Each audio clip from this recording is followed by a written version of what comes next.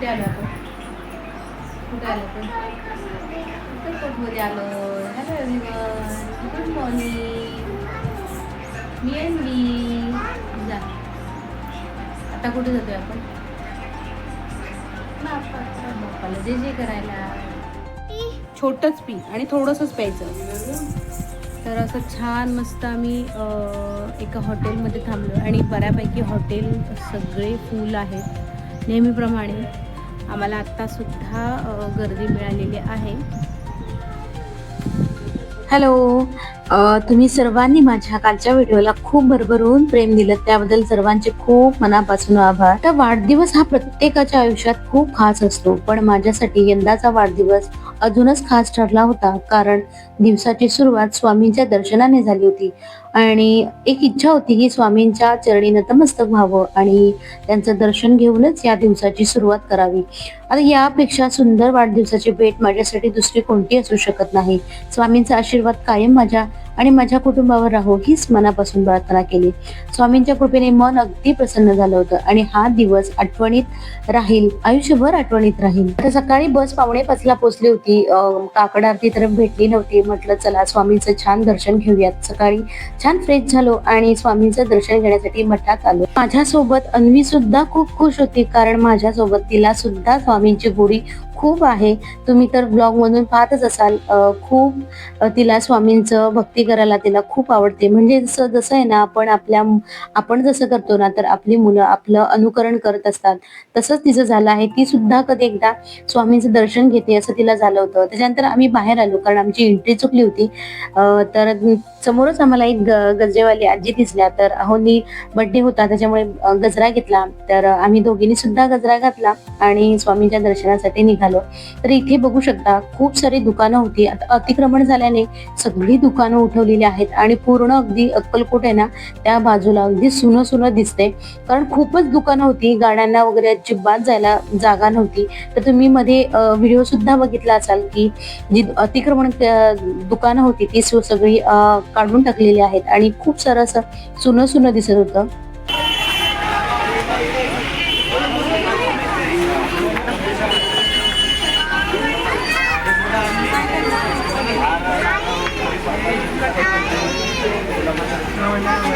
नंतर घेऊया, आपल्याला हे घेऊया येताना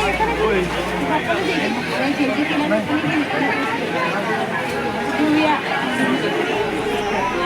तुम्ही पाहिलंच असेल की काही खेळणं दिसलं की ती शॉपिंग करणारच. आता तिला ते काही छोटं तसं काहीतरी पाऊच दिसलं होतं, पण ती घेतल्याशिवाय ती काही पुढे येत नव्हती. आता म्हटलं हिला असंच रडवत नेण्यापेक्षा तिला ते घेऊन दिलं आणि म्हटलं ती सुद्धा खुश होईल.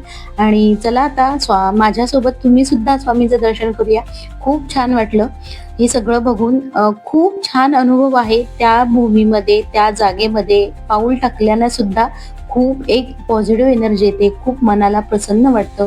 तर माझ्या सोबत सुद्धा तुम्ही स्वामींचं दर्शन घ्या.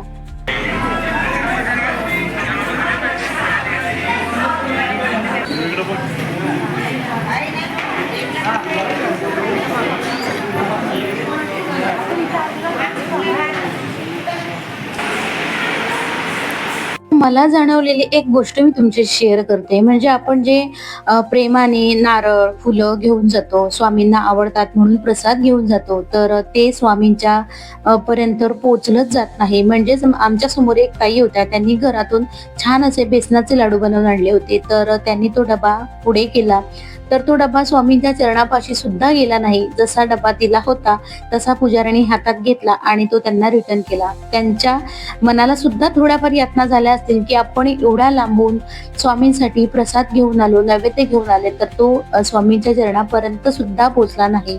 तर त्यांना खूप वाईट वाटलं असेल. आणि आपण जे नारळ वगैरे नेतो ना, ते स्वामींच्या चरणापर्यंत पोहोचतच नाहीत. जरासं हातात घेतल्यासारखं करतात आणि रिटर्न पुन्हा परत येतात. अशी म्हणजे अक्कलकोटला काही सगळीकडेच अशी परिस्थिती आलेली आहे. खूप वाईट वाटतं. त्या ताईंना सुद्धा खूप वाईट वाटलं, कारण त्या सुद्धा खूप लांबून आल्या होत्या आणि त्यांनी स्वामींना लाडू आणले होते ते स्वामींच्या चरणापर्यंत सुद्धा गेले नाहीत. छान असं स्वामींचं दर्शन झालं आणि त्यानंतर आम्ही बाळाप्पा मठात गेलो. त्या ठिकाणी पाऊल ठेवताच एक वेगळी शांतता आणि सकारात्मक ऊर्जा जाणवते. मठातील वातावरण, तिथली भक्ती आणि स्वामींचा सहवास अनुभवताना मन पूर्णपणे भक्तिमय होतं. खरंच वाढदिवस साजरा करण्यासाठी एवढ्यापेक्षा सुंदर आणि पवित्र ठिकाण दुसरं असूच शकत नाही. या दिवशी मला कोणत्याही महागड्या भेटवस्तूची गरज वाटली नाही, कारण स्वामींचं दर्शन आणि त्यांचा आशीर्वाद हीच माझ्यासाठी आयुष्यातील सर्वात मोठी भेट होती. आजचा हा माझा दिवस, वाढदिवसाचा दिवस कायम स्मरणात राहील. तुम्ही बाळाप्पा मठामध्ये गेला असाल तर तिथे स्वामींच्या पाऊलखुणा तुम्हाला दिसतात. आता त्यामागे सुद्धा एक आख्यायिका आहे. असं म्हणतात की बाळाप्पा महाराजांचा मठाचा जीर्णोद्धार करून तो नव्याने बांधण्याचा विचार सुरू होता. जुनं घर पाडून नवीन बांधकाम करण्याची तयारी चालू होती. पण त्याच काळात मठाच्या अनेक ठिकाणी स्वामी समर्थांच्या पवित्र पाऊलखुणा उमटलेल्या दिसून आल्या. आता या पाऊलखुणा पाहून सर्वजण आश्चर्यचकित झाले. भक्तांना याचा अर्थ असा लावला की स्वामींना हे स्थान जसं आहे तसंच जतन व्हावं अशी त्यांची इच्छा आहे. हीच जणू स्वामींनी दिलेली एक खूणच होती. त्यामुळे त्या जागेचं महत्व अधिक जाणवलं आणि त्या पवित्र पाऊलखुणा अत्यंत श्रद्धेने जतन करण्यात आल्या. त्या बाळाप्पा महाराजांच्या मठातून येईपर्यंत आम्हाला 9 वाजले होते. आता या व्हिडिओमध्ये तुम्हाला अन्वीचे आजोबा दिसले नसतील, कारण अचानक त्यांची तिकडे गेल्यानंतर तब्येत डाऊन झाली, म्हणजे त्यांना ताप भरून आला आणि मग ते थोडा वेळ गोळी घेऊन झोपले होते. छान नाश्ता केला आणि आम्ही याच्यानंतर गाणगापूरला निघालो आहोत. म्हणजे गाणगापूरला मी सर्वात प्रथमच जाते. याच्या आधी मी गाणगापूर पाहिलं नव्हतं. मला एक इच्छा होती की मला गाणगापूर बघायचं आहे. दत्त महाराजांचं जे मूळ स्थान आहे ते मला बघायचं होतं. आणि सकाळी लवकर उठल्यामुळे आमच्या लाडूबाई छान असं झोपल्या होत्या. प्रवासात तिचा अजिबात त्रास नसतो, खायचं प्यायचं अजिबात त्रास नसतो. तिला लहानपणापासून फिरायची सवय आहे, त्याच्यामुळे आम्हाला ते एक सवय खूप उपयोगी पडलेली आहे. फायनली 2-2.5 तासाच्या प्रवासानंतर आम्ही गाणगापूरला पोहोचलो. खरं तर मी प्रथमच गाणगापूरला आले होते. मला गाणगापूर पाहायचं होतं, म्हणजेच आपल्या दत्त महाराजांचं ते मूळ स्थान आहे. पण इथे आल्यानंतर एक भयानकच परिस्थिती दिसली. अजिबात स्वच्छता तिकडे नव्हती. तर तिथे आसपास म्हणजे विचारल्यानंतर असं कळलं की ते कर्नाटकामध्ये मोडतं, म्हणजे आपले गाणगापूर. तर तिथली लोक फारशी काही स्वच्छता करत नाहीत आणि हे तुम्हाला जो निगेटिव्हिटीचा खांब आहे तो तुम्हाला माहितीच असेल, जे गाणगापूरला गेलेले आहेत आणि त्यांनी दत्त महाराजांचं दर्शन घेतलेलं आहे. तर समोरच असा एक निगेटिव्हिटी जाण्याचा खांब आहे.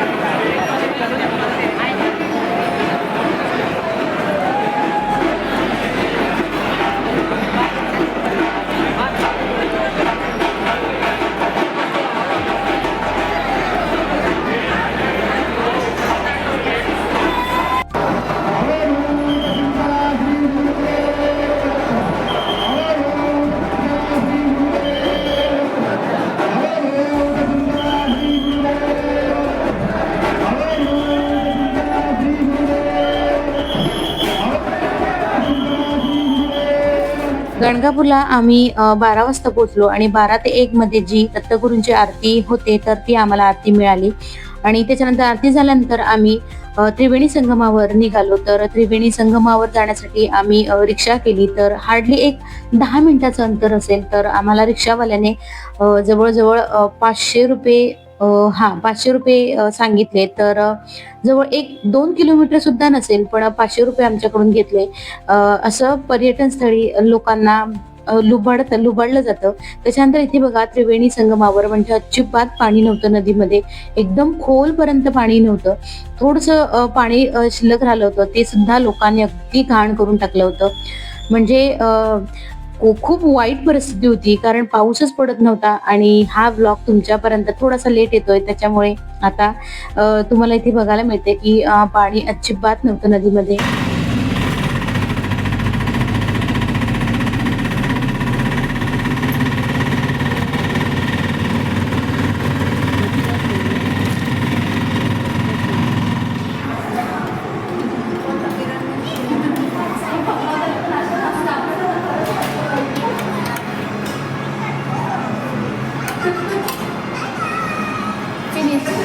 Yes. Oh.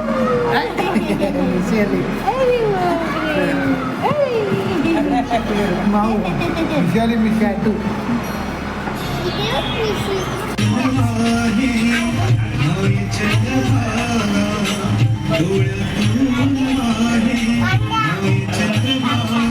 गणगापूरहून यायला आम्हाला जवळजवळ 4 वाजले होते. आमचं जेवण सुद्धा बाकी होती.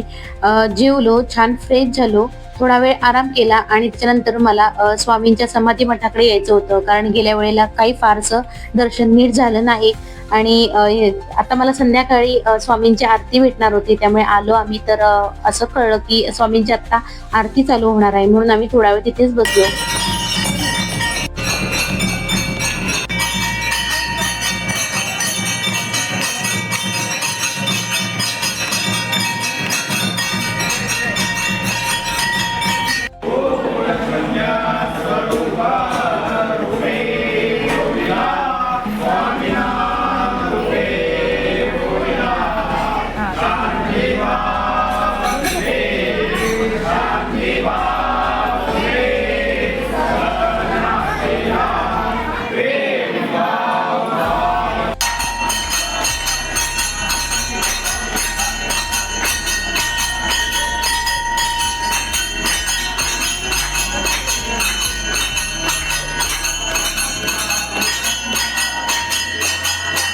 आजचा हा संपूर्ण दिवस माझ्यासाठी खूप खास आणि कायम आठवणीत राहणारा ठरला. माझा वाढदिवस इतक्या सुंदर पद्धतीने साजरा होईल असं खरंच वाटलं नव्हतं. सर्वात मोठा आनंद म्हणजे स्वामींचं मनपूर्व दर्शन घेता आलं. इतकंच नाही तर स्वामींची आरती करण्याचं भाग्यही मला लाभलं. हा क्षण माझ्यासाठी अमूल्य आहे आणि आयुष्यभर मला तो आठवणीत राहील. त्यानंतर चोळप्पा महाराजांच्या मठात सुद्धा जाऊन आले. तिथलं पवित्र वातावरण सुद्धा अनुभवता आलं. खूप छान वाटलं. आणि हो, पुढच्या ब्लॉग मध्ये आपण जाणार आहोत आई तुळजाभवानीच्या दर्शनासाठी तुळजापूरला. या प्रवासातले सुंदर क्षण, दर्शन आणि संपूर्ण अनुभव मी तुमच्या सोबत शेअर करणार आहे, त्यामुळे पुढचा ब्लॉग बघायला अजिबात विसरू नका.